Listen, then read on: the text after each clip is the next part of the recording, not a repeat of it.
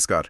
आज हम JL Collins की किताब the simple path to wealth पर आधारित एक हिंदी रिव्यू के विचारों को थोड़ा गहराई से समझने की कोशिश कर रहे हैं। जी। क्या वाकई अमीर बनने के लिए बहुत जटिल रणनीतियों की जरूरत है? ये रिव्यू तो कुछ और ही कहता है। हाँ बिल्कुल, रिव्यू का इशारा तो सादगी की तरफ है। हाँ, तो हमारा मकसद यही है कि इस रिव्यू से वो सरल सिद्धांत निकालें जो शायद आर्थिक आजादी तक ले जा सकते हैं। जी। रिव्यू कहता है कि ये किताब इस बारे में है कि पैसा हमारे लिए कैसे काम करे, न कि हम पैसे के पीछे भागें। मतलब एक सीधी सरल गाइड। हाँ, बिना भारी भरकम शब्दों के ये इसकी खूबी बताई गई है। अच्छा, तो रिव्यू का जो पहला और शायद सबसे बुनियादी सबक है वो क्या है? मेरे ख्याल से वो है अपनी कमाई से कम खर्च करना। बिल्कुल, ये तो नींव है। रिव्यू इस पर बहुत जोर देता है। हाँ, कॉलिंस का हवाला देते हुए रिव्यू कहता है कि आपकी आमदनी नहीं बल्कि आपकी बचत दर मतलब सेविंग्स रेट तय करती है कि आप कितनी जल्दी आर्थिक रूप से स्वतंत्र होंगे। सुनने में तो ये बड़ा आसान लगता है ना? हाँ, सुनने में आसान है, पर रिव्यू इसे सिर्फ गणित नहीं मानता, वो इसे अनुशासन और दूर की सोच से जोड़ता है। अच्छा, कैसे? रिव्यू के अनुसार बचत दर असल में ये दिखाता है कि आपका अपनी कमाई पर कितना नियंत्रण है, और यही कंट्रोल वो कहते हैं आर्थिक स्वतंत्रता की पहली सीढ़ी है। नियंत्रण। हाँ, ये सिर्फ पैसे बचाने की बात नहीं, ये एक इरादा बनाने और उस पर टिके रहने की, मतलब एक मानसिकता बनाने की बात है। दिलचस्प है, नियंत्रण पर इतना जोर। अच्छा, तो फिर दूसरे सिद्धांत पर आते हैं। ये कई लोगों को शायद थोड़ा चौंकाएगा। बाजार को हराने की कोशिश मत करो। हाँ, ये वाला पॉइंट बहुतों को खटकता है। रिव्यू साफ तौर पर इंडेक्स फंड में निवेश की बात करता है, यानी ऐसे फंड जो पूरे बाजार के औसत प्रदर्शन को फॉलो करते हैं।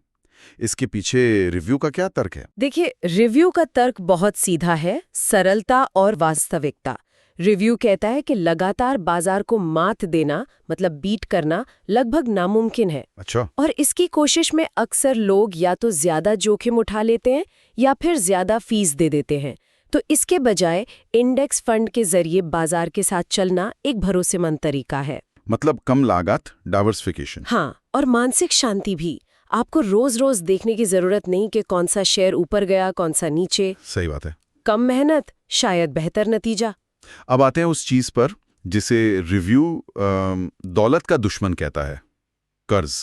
हाँ, कर्ज। रिव्यू कॉलिंस के शब्दों को सीधे उठाता है, debt is the enemy of wealth. इस पर रिव्यू का क्या नजरिया है? क्या हर तरह का कर्ज बुरा है? रिव्यू मुख्य रूप से जो उपभोक्ता कर्ज होता है, जैसे क्रेडिट कार्ड का बिल, पर्सनल लोन, उसको धन बनाने में सबसे बड़ी रुकावट मानता है। सकता था। हाँ, ये हो सकता है कि ये सोच समझ कर लिए गए होम लोन जैसे कर्ज पर रिव्यू की राय थोड़ी अलग हो, पर मूल संदेश यही है, गैर जरूरी कर्ज से बचो हर हाल में। बिल्कुल, एक बुनियादी नियम जैसा। जी। और इसी से जुड़ा हुआ है चौथा व्यावहारिक कदम, निवेश को ऑटोमेटिक बनाना। मतलब हर महीने एक तय रकम अपने आप निवेश हो जाए। ये क्यों जरूरी बताया गया है? रिव्यू इसे अनुशासन बनाए रखने का सबसे अच्छा तरीका बताता है। ये भावनाओं को फैसलों से दूर रखता है।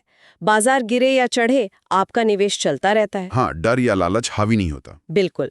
और साथ ही ये कंपाउंडिंग की ताकत का फायदा उठाने में मदद करता है। मतलब आपके निवेश पर मिला रिटर्न भी फिर रिटर्न कमाने लगता है। समय के साथ पैसा तेजी से बढ़ता है। अच्छा। रिव्यू इसे सेट करो और भूल जाओ वाली बहुत शक्तिशाली रणनीति मानता है, खासकर उन लोगों के लिए जो व्यस्त रहते हैं। हाँ, ये तो बहुत प्रैक्टिकल है। निरंतरता और समय का जादू है ना। और आखिर में पांचवा सबक, जो मुझे लगता है सबसे गहरा है। पैसा अपने आप में मंजिल नहीं है, वो तो आजादी का एक साधन है। धन का असली मकसद क्या है? इस पर रिव्यू क्या कहता है?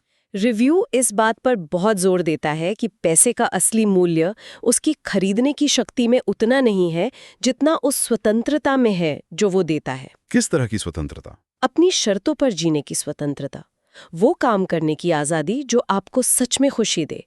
रिव्यू कहता है कि आर्थिक स्वतंत्रता का मतलब है अपने समय और जीवन पर नियंत्रण पाना। ये सिर्फ बैंक बैलेंस बढ़ाने के बारे में नहीं है, ये एक शांत और सरल जीवन जीने की क्षमता पाने के बारे में है। और वो शांति, वो सरलता किसी भी स्टॉक मार्केट के उतार चढ़ाव से कहीं ज्यादा कीमती है। सही कहा। तो इस पूरी बातचीत और रिव्यू के विश्लेषण का निचोड़ क्या निकला? अगर कॉलिंस के शब्दों में कहें, जैसा रिव्यू ने भी बताया है, जितना कमाते हैं उससे कम खर्च करें, बाकी का निवेश करें और कर्ज से बचें। हाँ, बस यही 3 चीजें। रिव्यू के मुताबिक यही है दौलत बनाने का सीधा सिंपल रास्ता। जी। और एक आखिरी विचार जिस पर ये रिव्यू सोचने को मजबूर करता है, वो ये है कि सफल निवेश सिर्फ सही रणनीति जानना नहीं है। अच्छा, तो फिर क्या है?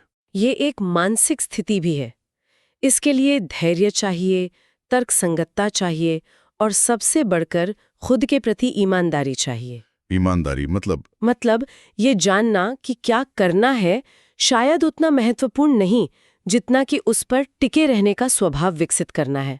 खासकर तब जब हालात मुश्किल हों, बाजार गिर रहा हो या कोई और परेशानी हो, उस समय अपनी योजना पर टिके रहना ही असल चुनौती है। ये बहुत गहरी बात है। रणनीति से ज्यादा महत्वपूर्ण है उस पर अमल करने का मादा। बिल्कुल, मानसिक मजबूती।